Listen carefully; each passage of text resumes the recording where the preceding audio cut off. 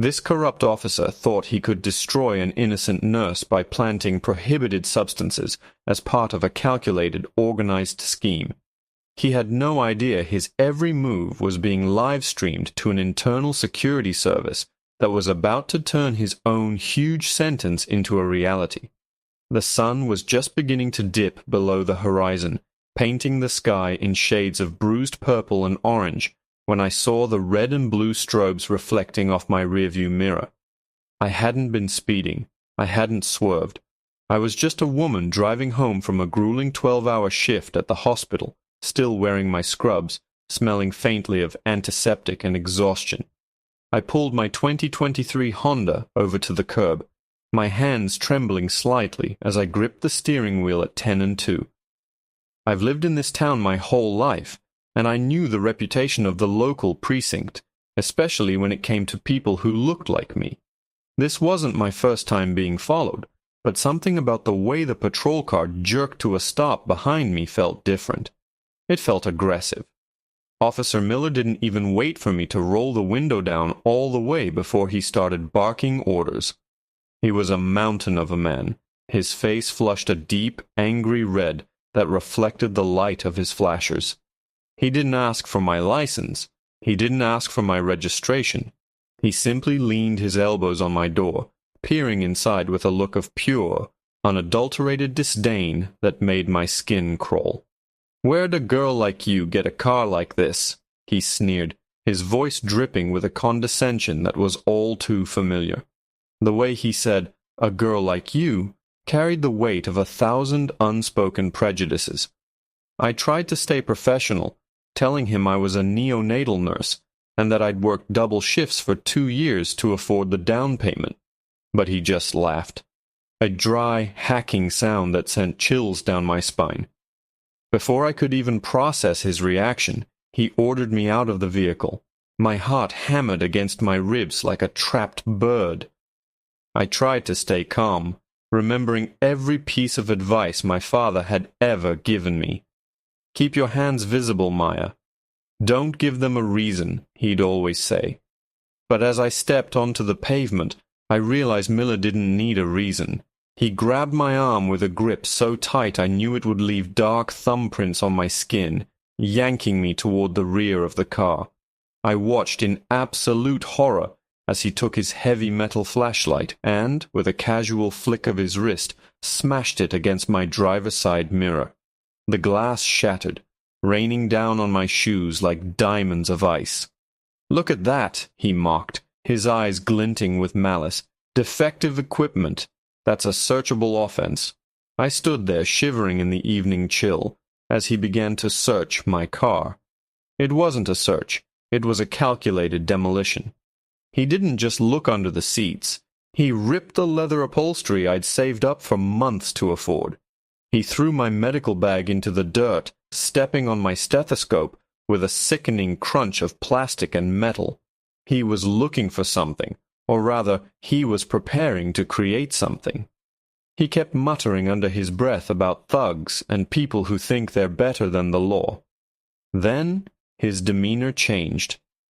He reached into his own pocket, his body blocking the view of any passing cars. I saw his hand move quickly, a practiced, deceptive flick. He leaned deep into the back seat and emerged a second later, holding a small, clear plastic bag filled with several small packets of a white substance. My heart stopped. I knew what those were supposed to be, illegal prohibited substances. It was a setup, an organized scheme to bury me under a mountain of lies. He held them up to the light, a triumphant, wicked grin spreading across his face. "Looks like you're going away for a long time, sweetheart," he said, his voice dropping to a low, terrifying whisper. "We're talking about an organized group operation here. Possession, intent to distribute. I can make sure you get a huge sentence, decades behind bars. You're done." He reached for his radio, his eyes locked onto mine, savoring the moment he thought he'd destroyed a life. He was already calling for backup, reporting a major bust involving suspicious packets with a substance. He thought he had won. He thought he could just wreck my car and my future because of the color of my skin and his own twisted sense of power. But as he began to read me my rights with a smug, self-assured tone, I felt a strange sense of icy calm wash over me. I looked him dead in the eye and pointed to the small, inconspicuous black box mounted just behind my rearview mirror, a high-definition, 360-degree dashcam with an independent power source and a direct encrypted cloud upload. "Officer Miller," I said, my voice steady for the first time, "before you finish that call, you might want to know something. This isn't just a personal car. It's a registered medical transport vehicle equipped with an advanced security system for the internal security service of the hospital network. That camera you've been standing in front of for the last 5 minutes? It just live-streamed you smashing my mirror and planting those packets to a secure server monitored by a legal team."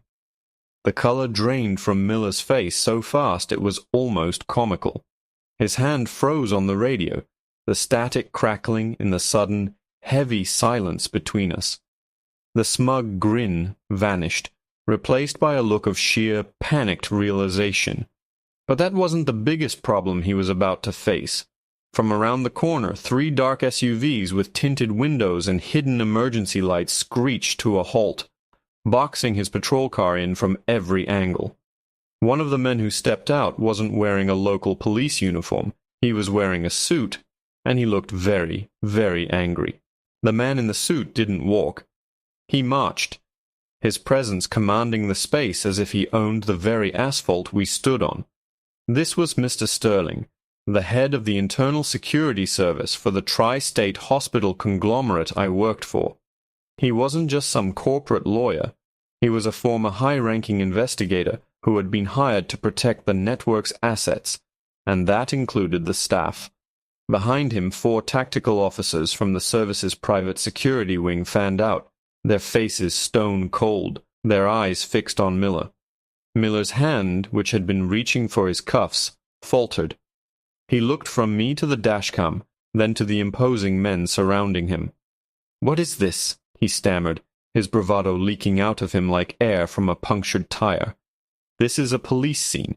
You're interfering with a lawful arrest. This woman was in possession of prohibited substances.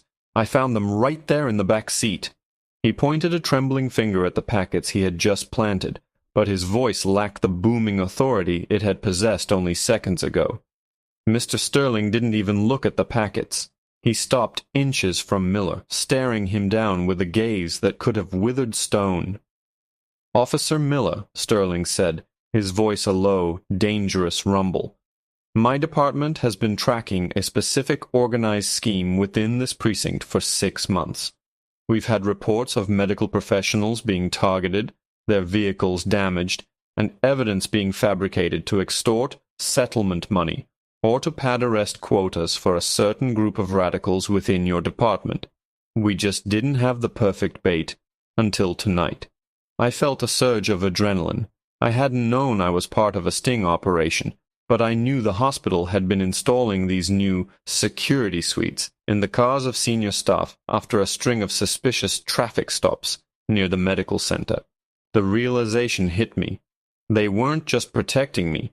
They were using me to catch the rot in the system. Miller's face went from pale to a sickly, translucent white. "You can't prove anything," he hissed, though the sweat rolling down his forehead told a different story. "I found the substance, my word against hers. That camera could have been tampered with." "The camera," Sterling said, pulling a tablet from his briefcase, "is a closed-loop system with a military-grade timestamp. It didn't just record you, Miller. It recorded the heat signature of the packets inside your pocket before you ever reached into that car. It recorded the exact moment your fingers gripped that flashlight to destroy private property. And most importantly," Sterling turned the tablet around so Miller could see the screen, "it recorded you whispering into your shoulder mic to your group that you had a live one and were about to process the plant." Miller lunged. It was a desperate, stupid move. He tried to grab the tablet, perhaps thinking he could smash the evidence just like he'd smashed my mirror. But the security team was faster. In a blur of motion, they had Miller pinned against the side of his own patrol car, his face pressed into the metal. The packets with the white substance fell to the ground, and one of Sterling's men carefully placed them into a sterile evidence bag, handling them with the precision of a forensic expert. "You're done, Miller," Sterling said, leaning in close. "We're looking at dozens of counts. Falsifying evidence, grand larceny, civil rights violations, and being the primary operator in an organized scheme to subvert the law. You aren't looking at a suspension. You're looking at an enormous sentence, decades behind bars where your former colleagues won't be able to protect you." Just then, Miller's personal cell phone, which had fallen onto the pavement during the scuffle, began to vibrate. The screen lit up with a caller ID that made Mr. Sterling's eyebrows shoot up in surprise. It wasn't a fellow officer. It wasn't his lawyer. The name on the screen belonged to someone so high up in the city's administration that the implications were staggering. Sterling picked up the phone with a gloved hand and hit the speaker button. A voice came through, frantic and demanding, unaware of the audience listening in. "Miller, did you get her? We need those packets in the system by midnight, or the whole network is going to start looking into the warehouse logs. Is the girl handled?" The silence that followed was heavy enough to crush. Miller looked like he was about to vomit. The voice on the other end of the line was the one person no one ever expected to be involved in a criminal network, and the words they had just uttered didn't just implicate Miller. They suggested the entire city was built on a foundation of lies. But before Sterling could speak, a loud, sharp crack echoed from the darkness of the nearby woods, and the back window of Miller's patrol car shattered into 1,000 pieces. "Get down!" Sterling roared, his voice cutting through the panic as he tackled me to the pavement. The security team reacted with the precision of a clockwork machine. 2 of them shielded us with ballistic briefcases, while the other 2 disappeared into the tree line toward the source of the shot. Another crack echoed, this time the sound of an illegal weapon being discharged in a desperate attempt to silence the witness. But these radicals weren't dealing with a lone nurse anymore. They were dealing with a high-level security apparatus they had grossly underestimated. Miller was screaming, his face pressed into the gravel, his hands cuffed behind his back. "They're trying to kill me. Don't let them kill me." The bravado was gone, replaced by a whimpering terror as he realized his group considered him a liability. The person on the other end of the phone, the one I later found out was the chief of staff for the mayor, hadn't been checking on his welfare. They had been making sure he was in position for the cleanup crew. Within minutes, the perimeter was secure. Sterling's team emerged from the woods dragging a man in a dark, tactical jacket.